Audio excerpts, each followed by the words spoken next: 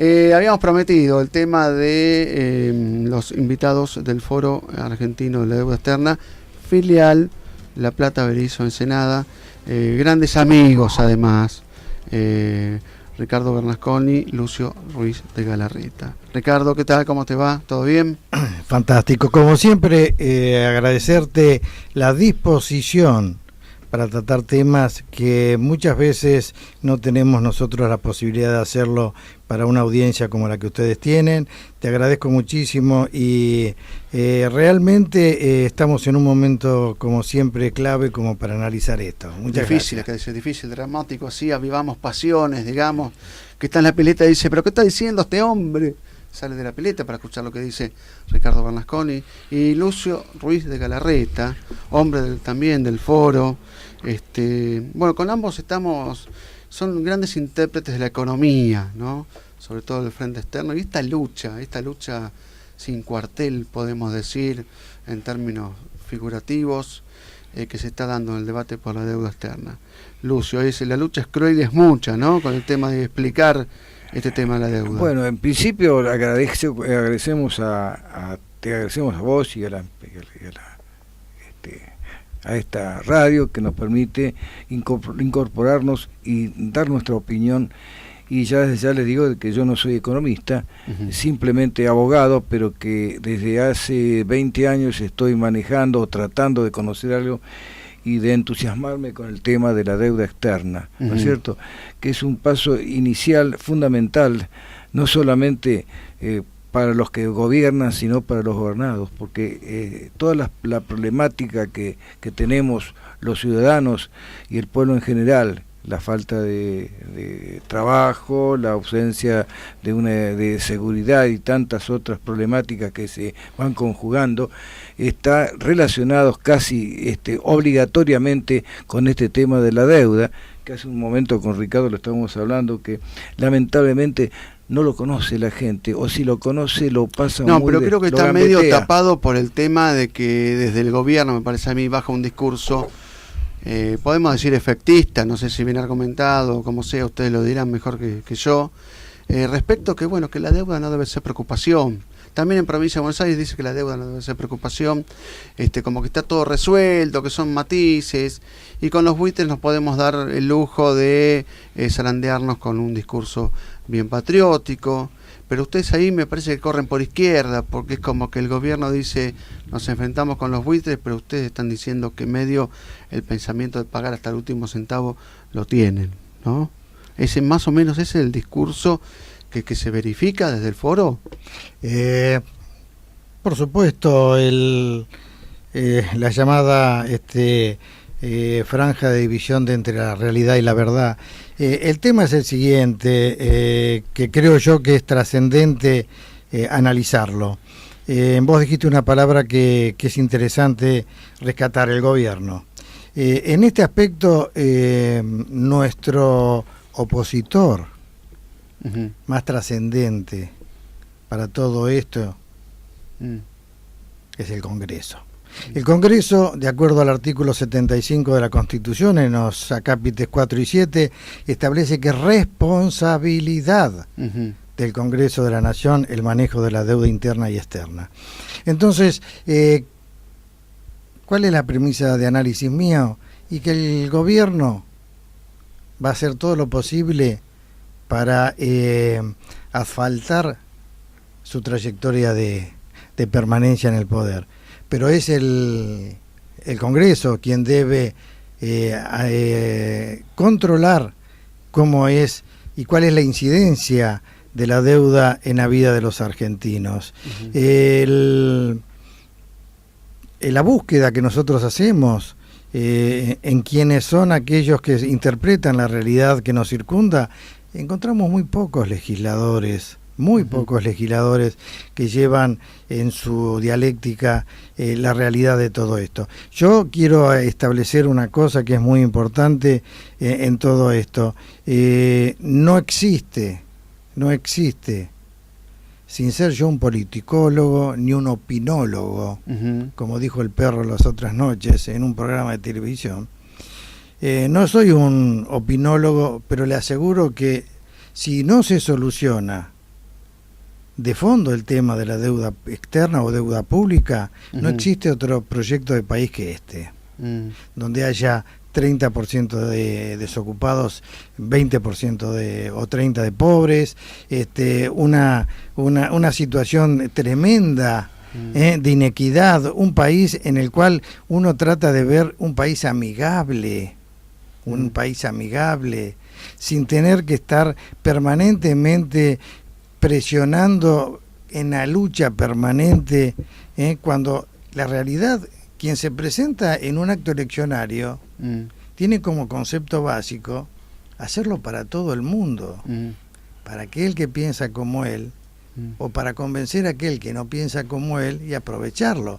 Si nosotros nos reflejamos en historia, yo me acuerdo del primer gobierno de Hipólito Yrigoyen, que fue un gobierno que aportó mucho para las clases relegadas.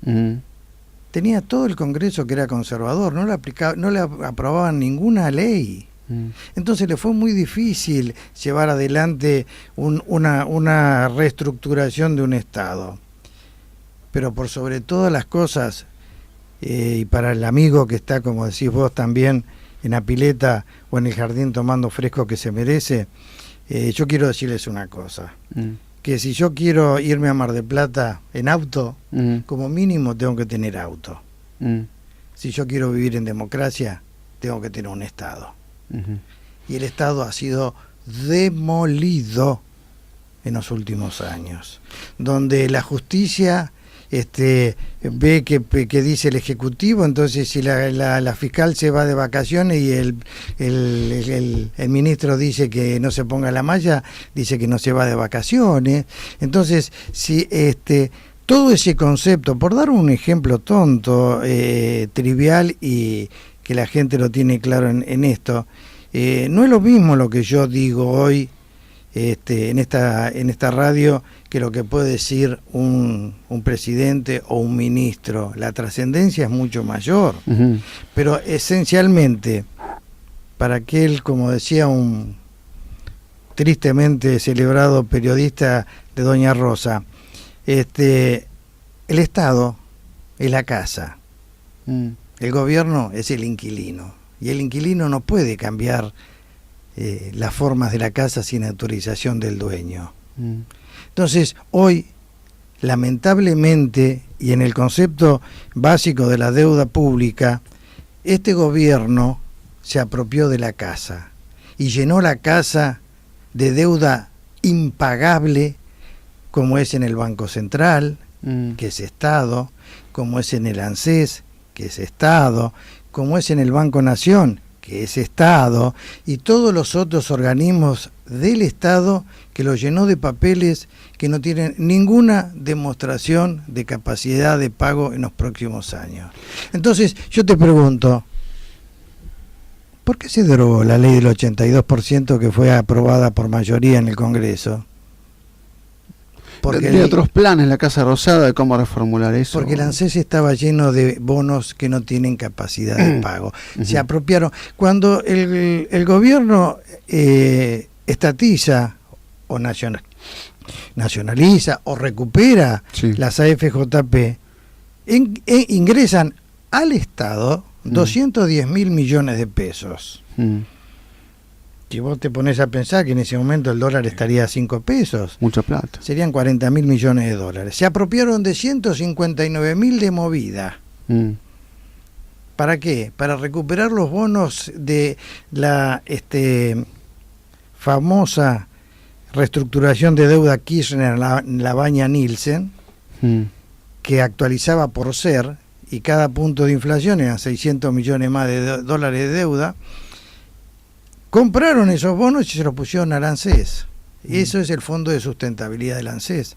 Entonces, cuando de pronto presentamos con bombos y platillos un aumento del 16% a los jubilados que ganan 3.000 pesos, contra un ministro de la Corte que para mí es la mayor capacidad de límite que hay en un país, gana 120 o 140.000 millones de pesos, 140.000 pesos por mes, sobre 3.000, se me derrumba todo. Bueno, hay que ir avanzando, ¿no?, hacia la construcción de justamente un modelo de igualdad, un modelo de dignidad. Y acá tenemos al abogado, ¿no?, para que defienda la situación, a ver qué es lo que nos dice respecto de... Esto es dramático, pero yo reitero que, bueno, el gobierno tiene cierta habilidad, ¿no?, para mostrar, o tira tierra bajo la alfombra, o por lo menos dice, vamos bien. Pero detrás del discurso de vamos bien también estaba, por ejemplo, el menemismo en su momento, decía, estamos mal, pero vamos bien.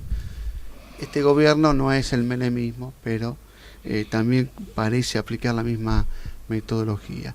Yo quisiera ir justamente a hablar de otras cuestiones antes de meternos de lleno en lo que es la negociación con los buitres y demás, por lo menos para ver cómo un abogado está viendo el caso Nisman, si se está tratando con la seriedad que se debe tratar, los coletazos que tiene, las repercusiones a nivel mundial. Y bueno, en el medio tenemos esa fiscal que la vemos por todos los lados, que es una fiscal de carrera que está a punto de jubilarse. Esto da para una película, ¿no?, justamente. ¿Cómo lo estamos viendo? Sobre todo la gente tiene esa sensación de incertidumbre de saber si algún día se va a resolver esto. Bueno, acá hay dos problemas latentes que son fundamentales. En primer lugar, la situación del memorando que se ha firmado y que lógicamente tiene coletazos internacionales, porque lógicamente están no solamente la parte de los iraníes, que son considerados los responsables, pero está también la otra parte, que es la parte judía,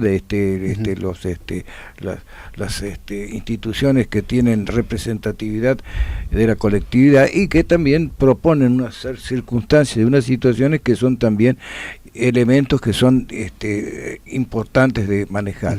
Pero más allá de esta situación, que repito es prácticamente internacional, está también la denuncia que hace el fiscal Nisman respecto nada menos que de la Presidenta de la República, del canciller y otros personajes de menor cuantía.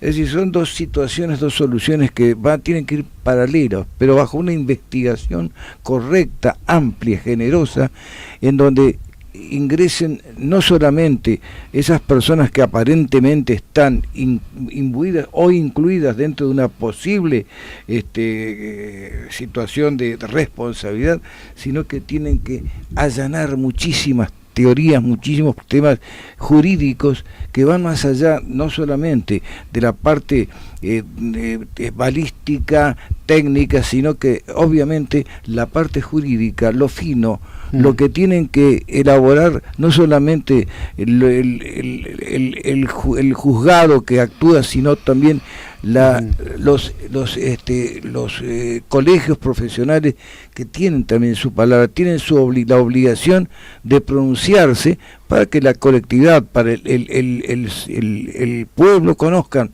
no solamente la parte tecnológica, que es lo que tenemos a la vista, sino la parte jurídica, la parte más fina, que lógicamente no está al alcance de la comunidad en general, pero que si se lo maneja, si se lo enseña, si se lo va manejando con mucho cuidado, la gente se tiene que enterar de esta situación. Y yo creo que el pueblo está, la ciudadanía está esperando esa situación. Máxime, que vuelvo a repetir, es un fiscal el que hace una denuncia, nada menos que a la Presidenta de la República. Sí, eso llamó la atención, digamos, esto es noticia acá en la China, un fiscal que denuncia a la Presidenta, es noticia en todas partes del mundo.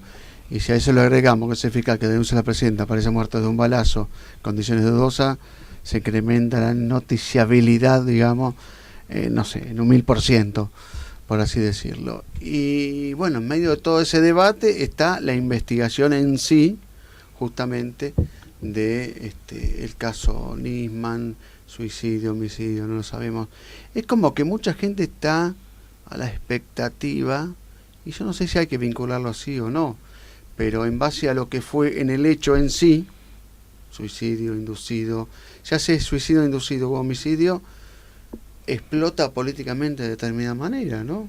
Sí, porque sí. Creo que acá hasta que se iban a barrar la cancha diciendo que... Creo que hasta tiraron el motivo pasional en algún momento. Sí, exactamente. Por alguna pareja vinculada al hecho. Y después el tema de la depresión, pero bueno, escapa a la sana lógica, ¿no? De análisis de alguien que estaba entusiasmadísimo en seguir con su cometido, de repente aparece muerto. Eso deja, pero bueno, deja amplias posibilidades de estudiarlo, de investigarlo y de buscar motivos que cada uno de los que formamos parte de los escuchas, de la televisión, de la radio, de los medios de todo tipo, escritos, que estamos esperando lógicamente una nota que sea impactante, ¿no es cierto? Y está todo en esa situación de que vos bien lo decís, ¿no? Hay una incertidumbre que lleva a que cada uno piense qué está detrás de todo esto. Hay quienes, yo escuché, recibí un buen artículo que te lo mandé a vos de Lualdi, un periodista de la revista Cuaderno. Estuvo acá. Estuvo acá en los estudios de FMQ. Hizo hincapié justamente también en la presencia de los fondos buitres o de los holdouts, no solamente de los buitres, en donde hay muchos intereses detrás de lo que se va a pagar y que van a forzar al gobierno argentino a través justamente del tema de la negociación, de las negociaciones, que van a decir, bueno, ustedes se han tirado contra nosotros, ahora nosotros formamos parte. Van a ver quiénes somos. Exactamente. Bueno, pero de eso vamos a hablar en un ratito, porque si no, para no desorganizarnos con los temas, yo propongo hacer una pequeña pausa y después nos organizamos y vamos de lleno a lo que viene. Bueno, en los próximos días se supone que Kicillof va a estar allá en Estados Unidos negociando con los buitres. Nos anticipamos en el análisis o escuchamos el análisis de los amigos economistas del Foro de la Deuda Externa. Sí, vamos a meter de lleno con el tema de los buitres, porque estamos con especialistas, Foro de la Deuda Externa, gente que sigue esto del año 2000.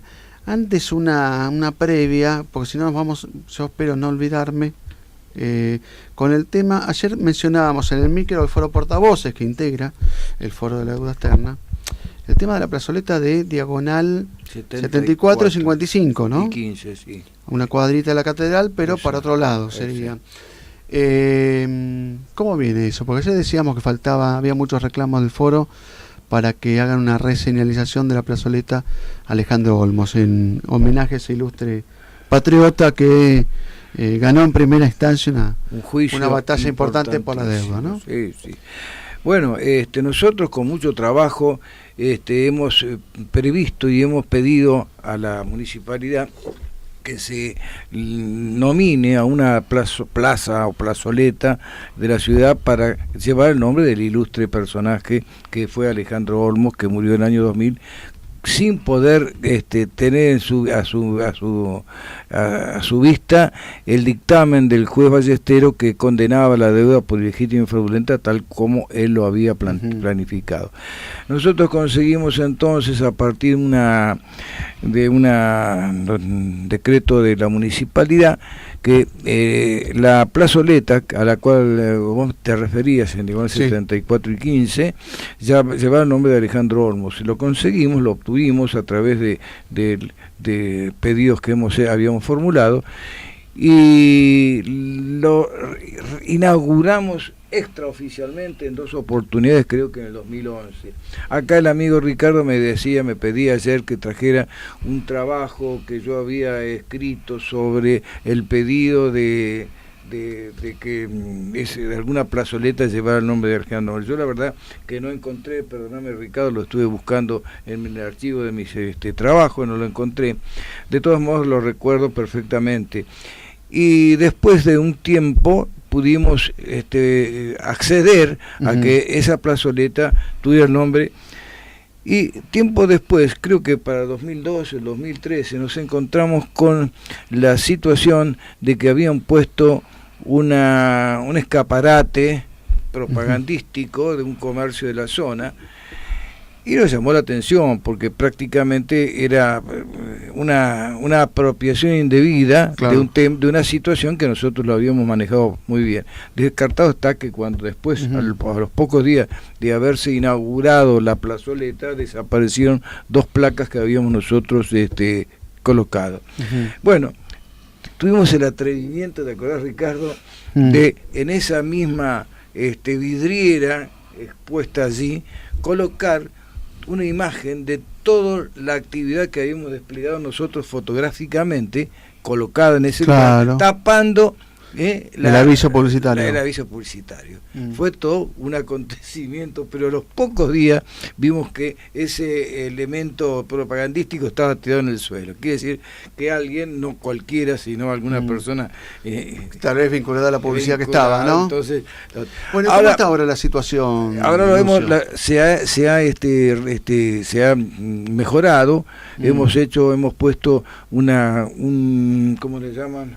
Una plaqueta bien hecha que identifica bien Plazoleta Alejandro Olmo, y bueno, se arreglaron el cantero, se cambió la bandera con la ayuda acá de Ricardo y otros amigos, y bueno, y ahí hemos quedado, y ahora tenemos interés también en colocar otra plazoleta, otra plaqueta, creo que en el suelo, en una parte así bien visible, pero para que quedara bien identificado. Por lo menos para hacer el homenaje de todos los aniversarios de la sentencia, ¿no? Además, porque la gente el común denominador del ciudadano tiene que conocer, no solamente quién es, que hay una plazoleta, sino que quién es. Yo me acuerdo cuando hace unos años atrás, cuando recién empezaba a hablarse del tema de la deuda externa, en la calle, no sé si en Buenos Aires, calle Cangallo, no me acuerdo si es esa, no, en la avenida Rivadavia, que ahora es Perón. No, en la Rivadavia. Los antiperonistas le dicen ex Cangallo la calle. Perón, sí. Rivadavia, en la calle se tapó el lugar donde decía la plaqueta, donde decía Rivadavia, le pusieron plaqueta, Alejandro Olmo. Fue toda una revolución, me acuerdo, televisiva, que la gente decía, ¿quién es? Y hasta los periodistas, cosa que me llamó la atención, no sabían quién era. Claro, por ahí algún periodista muy especializado en economía lo tendría. Alguno que otro, pero ¿quién es Alejandro Olmos? Que la comunidad en general desconociera, porque es lógico, no tiene por qué conocer, que llamar a Alejandro Olmos. Bueno, al poco tiempo... Claro. Sí, como aquí Alejandro Olmos, justamente quien falleció sin conocer su sentencia, ¿qué estaría pensando, de esta negociación con los fondos buitres? ¿Qué estaría pensando la semana que viene? ¿En qué planteos estaría pensando Alejandro Olmos, Ricardo? Mira, yo te voy a completar la descripción anterior. Te voy a decir lo siguiente: en esas circunstancias en las que Lucio dice que se iba a descubrir una placa de Alejandro Olmos en Buenos Aires, en TN, le preguntó Bonelli, ¿quién es un deportista? Bonelli escribió un libro de la deuda. Claro. Que me pareció una imprudencia. Y cuando nosotros... Claro, y viniendo Bonelli, que es economista. Por eso, sí. Cuando nosotros logramos la inauguración en el año 2013 de la plazoleta, tuvo la participación, creo que es el intendente, Bruera o algo así. Sí, algunas fotos se ven, Bruera, ¿no? se llama. De la inauguración. Bueno. Y yo lamentablemente en ese momento hice una premonición, porque vos sabés que un pesimista es un optimista con experiencia. Ajá. Dije que las placas iban a durar poco, porque decía, con la presencia del intendente Pablo Bruera, bueno, duraron 2 semanas las placas y desaparecieron. Y lo digo con mucho pesar, porque las pagamos nosotros, el pueblo platense, todo eso. Lamentablemente, te digo, meternos con prudencia y responsabilidad, como normalmente nosotros lo hacemos, en el análisis que vos me estás pidiendo en este momento de la renegociación de la deuda, yo quisiera hacer un análisis previo y remontarme quizá al año 1823. Tenemos 15 minutos, ¿no? Que te digo, aviso. El año 1823, nos vamos a quedar en deuda con los muchachos que nos están escuchando. El año 1823 había un presidente en Estados Unidos que se llamaba Monroe. Monroe. Un muchacho macanudo que fundó un país ¿Es el de América para los americanos, no? Monrovia se llamaba, y donde mandó a todos los negros díscolos al África. Bueno, ese era Monroe. Y Monroe, cuando vio que los primos se acercaban para apropiarse de Cuba, que en ese momento estaba en poder de los españoles, dijo: yo no quiero tener los primos hermanos cerca, 80 millas. Entonces escribió una frase célebre: América para los americanos. Claro, sí. Pero nadie se dio cuenta que había un asterisco. Y abajo en el asterístico decía: léase norteamericanos. Claro, sí, obviamente. Entonces, y aquí va el enganche personal. Cuando Estados Unidos considera que América Latina es el patio trasero de la casa, y veo a uno de los caseros de ese patio que le cede territorio a los chinos para que ponga una base en Neuquén, o le dan 200.000 hectáreas en Río Negro para que cultiven, o bien les dan obras importantes o toman préstamos de ellos, o se saca una foto con Putin. Capaz que lo llamó a Griesa y le dijo: apretá. Ajá. ¿Está claro? Hacele la vida difícil. Es un juego riesgoso que está haciendo el país, ¿no? El pero gobierno no tenga ninguna duda. Porque por ahí uno puede decir, bueno, amortiguamos el efecto imperialista norteamericano recostándonos sobre otros ejes o influencias, que puede ser China, Rusia. Pero también el otro muchacho del norte tiene sus cosas, pero bueno, se actúa también como un país independiente. Yo no me pongo en abogado del diablo, pero digamos que el gobierno pretende mostrar independencia con eso. Si pasa algo, miren al norte. Creo que lo dijo la presidenta en algún momento. Lo dijo en un discurso, sí, en Olivos, si pasa algo, creo, miren al norte. Entonces yo pregunto: ¿hay buitres buenos y buitres malos? ¿Soro es un buitre bueno? Claro, esto para explicar a la audiencia que Cristina se reunió con Soros para pedirle asesoramiento respecto a esta negociación. Es un gran magnate. Soros hizo caer la libra esterlina. Claro. ¿Tendrá poder ese muchacho? Digo? Entonces, cuando vos pensás en eso, desde un humilde puesto de investigador bien intencionado, como nos caracteriza al Foro de la Deuda en la Argentina, que es una lucha muy desigual, por supuesto, pero yo te pregunto, ¿sabés dónde está hoy Soros? Está dentro de la estructura de Ucrania. El otro, el expresidente del Banco Central que anda con las camareras, también estaba metido. Por Strauss-Kahn, el que era del Fondo Monetario Internacional. Strauss-Kahn estaba también en el tema. Entonces, hace un rato hablaba con Lucio y me decía: ¿cómo vemos nosotros el tema de Grecia? ¿Le va a costar? Como dijo un inglés alguna vez que se llamaba Churchill. Sangre, sí. Bueno, pero digamos Grecia muy particular porque digamos estaban podridos de seguir tocando fondo con el ajuste. ¿Y nosotros qué diferencia hay? Acá decís que tenemos. Ahí está el efecto de la violencia simbólica, porque uno dice que el gobierno nos muestra, no estamos como Grecia de hace unos años que se incendiaba. Nosotros ya pasamos ese. ¿Sabés por qué es la diferencia? Grecia creo que ganó un campeonato europeo de fútbol hace un par de años. Sí, la Eurocopa. Pero nosotros tenemos un fútbol dentro del gobierno que lo único que hace es patear para adelante. La dicha de la señora Presidente, si puedo decirlo así, de que nos desendeudamos, es una mentira. Se ha pagado parte de los intereses, y el capital es una permanente innovación hacia futuro. No se ha pagado nada, se renuevan. ¿Me entendés? Entonces, cuando nosotros decíamos una vez, que después lo tomó nuestros dichos, lo tomó la Nata, y decía que pagábamos 25 millones de dólares por día de intereses de la deuda. Ahora están en 33 millones de dólares de deuda. Entonces yo te pregunto, ¿qué dice eso para vos o para mí? Nada. Ahora, si yo te digo que el último de los 8 hospitales del Bicentenario que se programaron, y creo que se están haciendo 2, salió 25 millones de dólares. Estamos pagando un hospital y medio por día. Una sala de internación por día. Por día.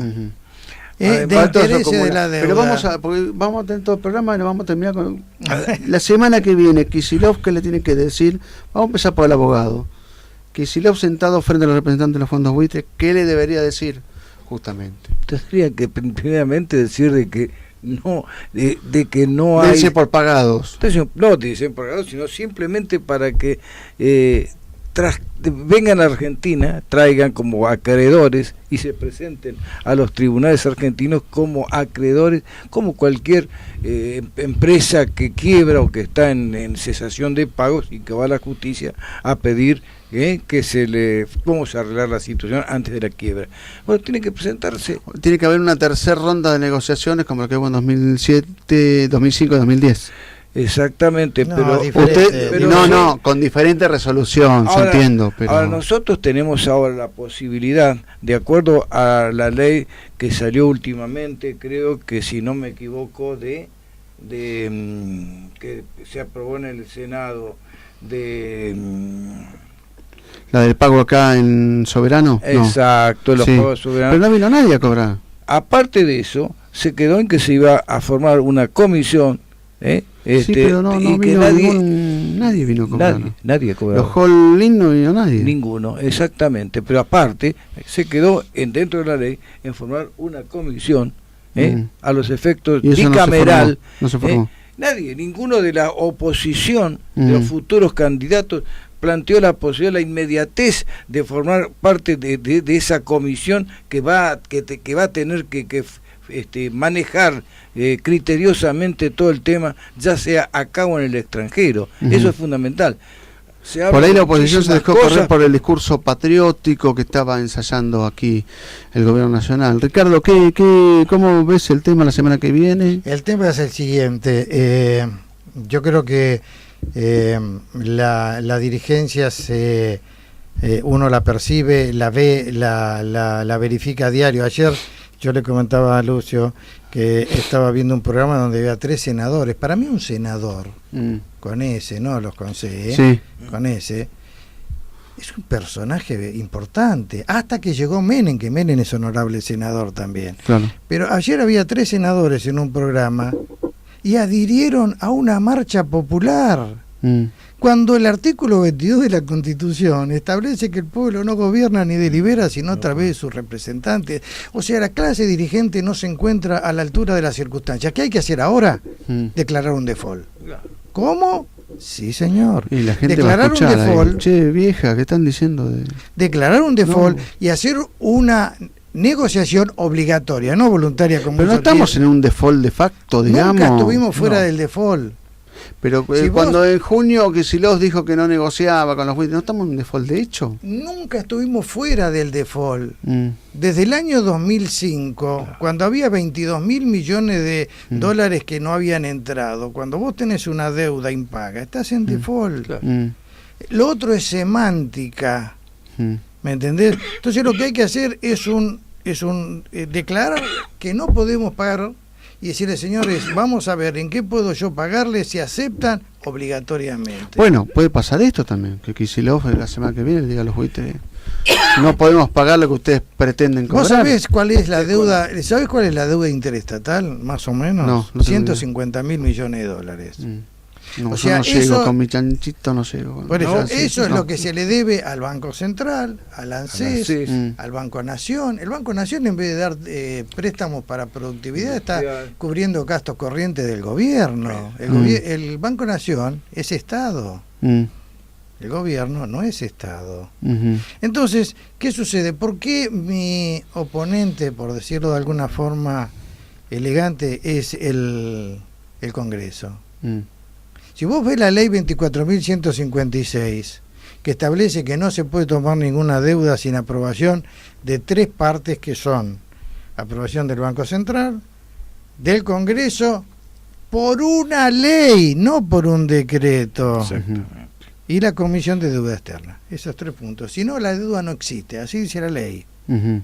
Entonces acá se cree que la deuda se toma si fue aprobada a los 6-8 meses en el nuevo presupuesto. ¿Me entendés? Entonces, ¿qué es lo que yo veo con mucho pesar?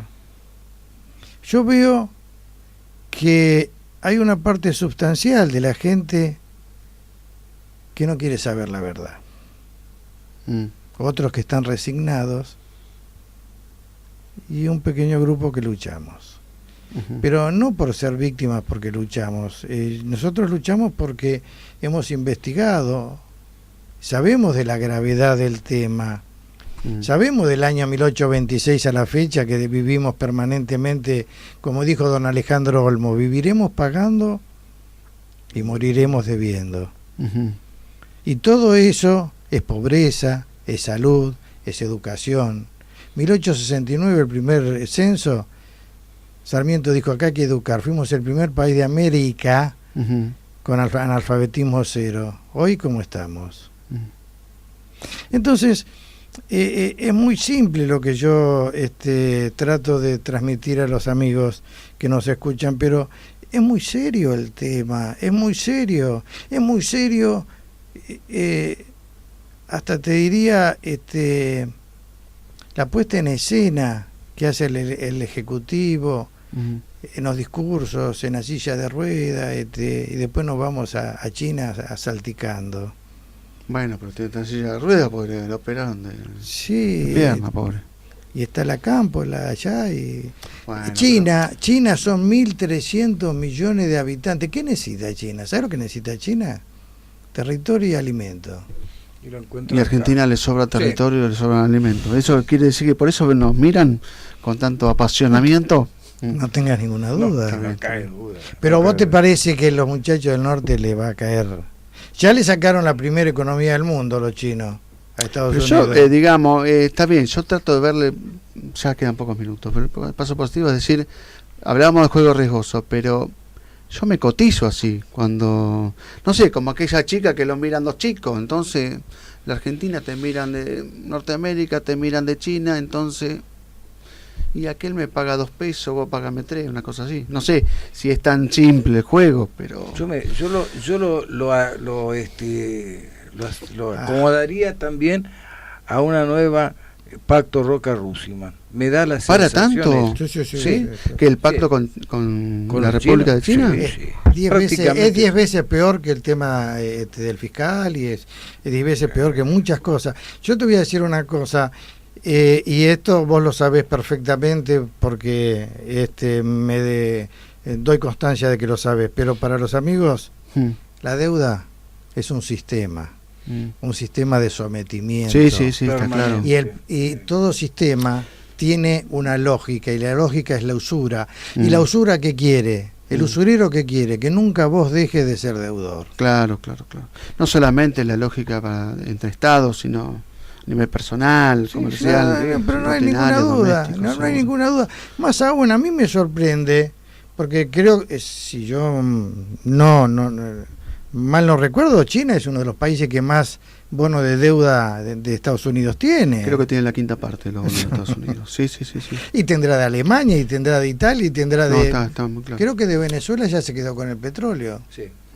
No, es impresionante. Nos quedamos sin tiempo. Bueno. Pero bueno, muy agradecidos. Hablamos yo escuché de muchos temas. He aprendido, me ilustré con Ricardo Bernasconi y Lucio Ruiz de Galarreta, integrantes del Foro de la Deuda Externa, La Plata, Berizo, Ensenada. No son un club de intelectuales que simplemente se regodean a ver con quién se informó más, sino que son preocupados por la realidad social y económica de la República Argentina. Así que muchas gracias por la presencia, y ya nos vamos a encontrar, ¿no? Por ahí con alguna otra noticia que surja. Gracias a vos que nos hayan invitado, y a la emisora que nos dio la posibilidad tan interesante de poder denunciar nuevamente lo que Alejandro Olmo lo planteó con tanta claridad y eficacia.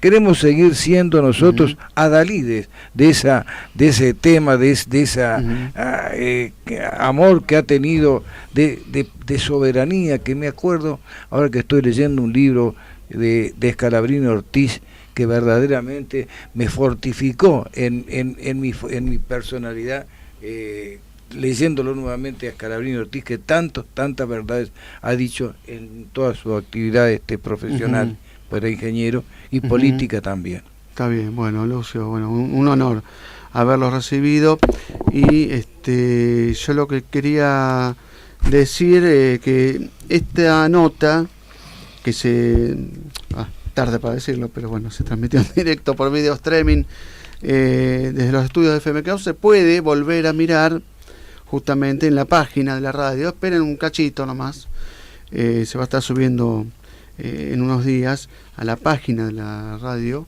que es www.keopsfm.com.ar. Nos vamos a ver las caras entre todos y bueno, se pueden contactar con nosotros por cualquier inquietud, justamente todos los oyentes. Próxima actividad del foro, se reúnen periódicamente ustedes y demás, el foro, ¿no? tiene una función permanente. Creo que es como lo decían los sindicalistas, estamos en asamblea permanente.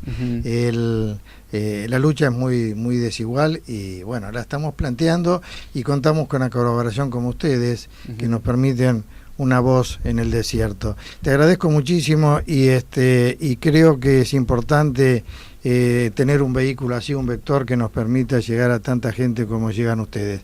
Nosotros tenemos hoy por hoy más cerca del 1.000.000 de seguidores, con lo cual cuando ustedes monten esto en la web lo vamos a repartir como corresponde. Sí, también vemos que tienen muchos artículos, páginas de internet y demás. Y por último, que lo dijimos antes de empezar Off the Record, una justicia con 20 años de retraso no es justicia.